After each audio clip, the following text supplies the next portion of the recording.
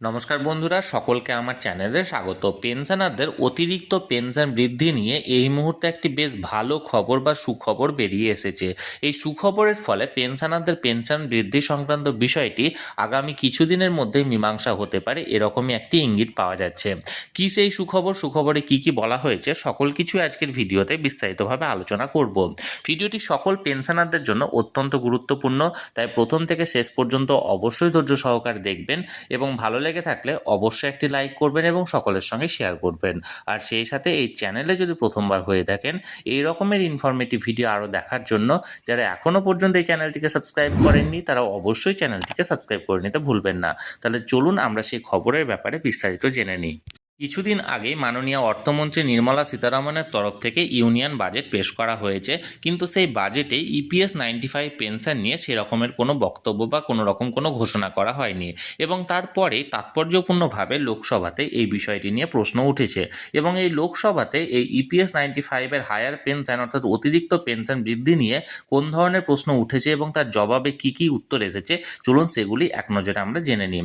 দেখুন, এখানে একটা ডিক্লারেশন দেওয়া হয়েছে। দেখুন, গভর্নমেন্ট অফ ইন্ডিয়ার তরফ থেকে ministry of labour and employment, Lok Sabha, unstarred question number 66 to be answered on 3 February 2025, অর্থাৎ গত 3রা ফেব্রুয়ারি 2025-এ এই বিষয়টি নিয়ে লোকসভাতে যে উত্তরটা দেওয়া হয়েছে অর্থাৎ ডিপিএস 95 পেনশনারদের হায়ার পেনশনের বিষয়ে, সেটা চলুন আমরা এক নজরে দেখে নিই।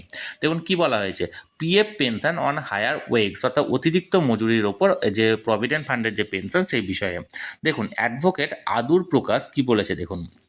Will the minister of labour and employment be pleased to state, number 1, কি প্রশ্ন এখানে দেখুন, whether the government is aware that majority of employees and pensioner across the country who opted for PF pension on higher wages that have not been granted the higher pension by the employees provident fund organisation. অর্থাৎ প্রথম প্রশ্নটা ছিল এবং এটা বলা হয়েছে labour and employment ডিপার্টমেন্টের তরফ থেকে এটার উত্তর দেওয়ার জন্য। প্রথম প্রশ্নটা ছিল যে প্রচুর পরিমাণে পেনশনাররা এখানে পিএফ পেনশনের বিষয়টি সাবস্ক্রাইব করেছে বা পিএফ পেনশনের বিষয়টি নিয়েছে এবং তাদের এই হায়ার পেনশনের বিষয়টি তরফ থেকে এখনও পর্যন্ত এমপ্লয়িজ প্রভিডেন্ট ফান্ড অর্গানাইজেশন অর্থাৎ ইপিএফওর তরফ থেকে কোনো রকম কোনো পদক্ষেপ নেওয়া হয়নি বা তাদের অতিরিক্ত পেনশনটি গ্র্যান্ট করা হয়নি।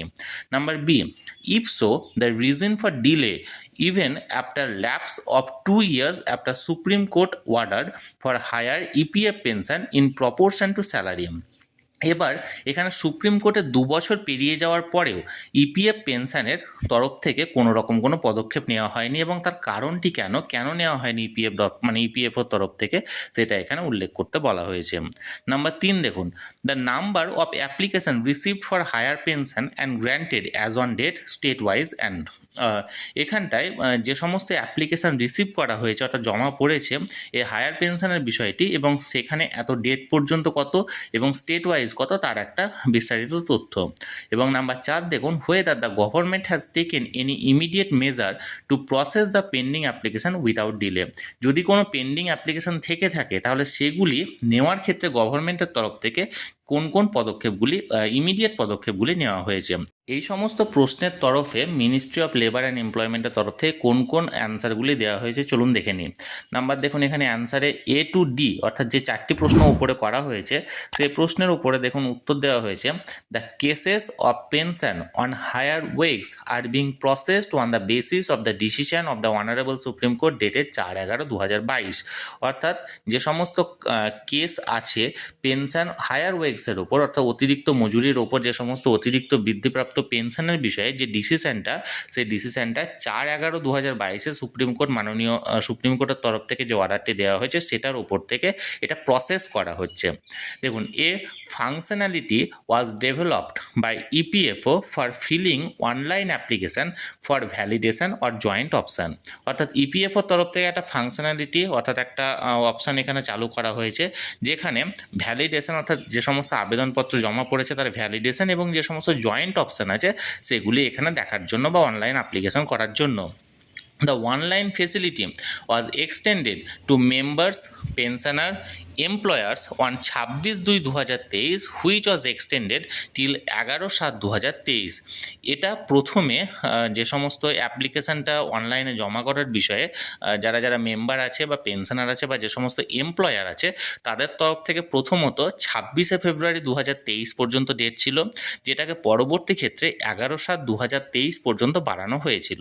The date for employers for forwarding the joint application for higher pension was extended 30/9/2023 and subsequently till 31/5/2024 এবং পরবর্তী ক্ষেত্রে এই সমস্ত অ্যাপ্লিকেশন নেওয়ার প্রসেসটি 30 সেপ্টেম্বর 2023 পর্যন্ত বাড়ানো হয়েছে এবং তারপরে আবার 31/5/2024 অর্থাৎ 31 মে 2024 পর্যন্ত বাড়ানো হয়েছিল।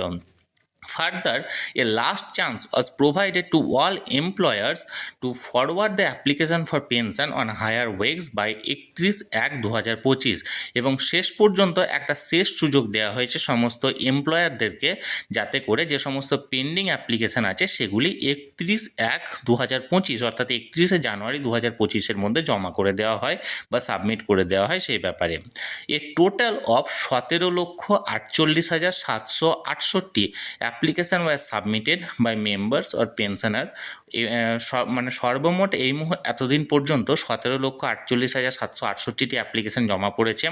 Out of this as one 28/1/2025 demand notice that is intimation to members to deposit balance amount for higher pension eligibility have been issue in 1,65,621 cases and 21,885 pension payment order অর্থাৎ PPO have been issue out of the said number of application.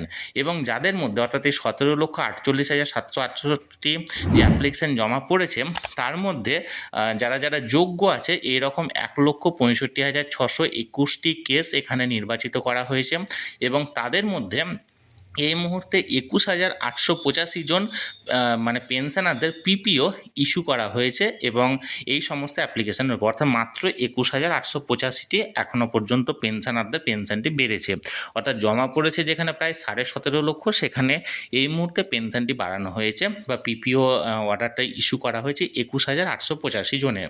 The disposal of the outstanding cases is being closely monitored and clarification to field offices to dispose cases have been issue to expedite the process এবং যে সমস্ত outstanding process যেগুলো আছে সেগুলি খুব শীঘ্রই এই বিষয়ে পদক্ষেপ গ্রহণ করা হবে এবং যাতে করে পেন্ডিং না থাকে সেই বিষয়ে এখানে চেষ্টা করা হবে।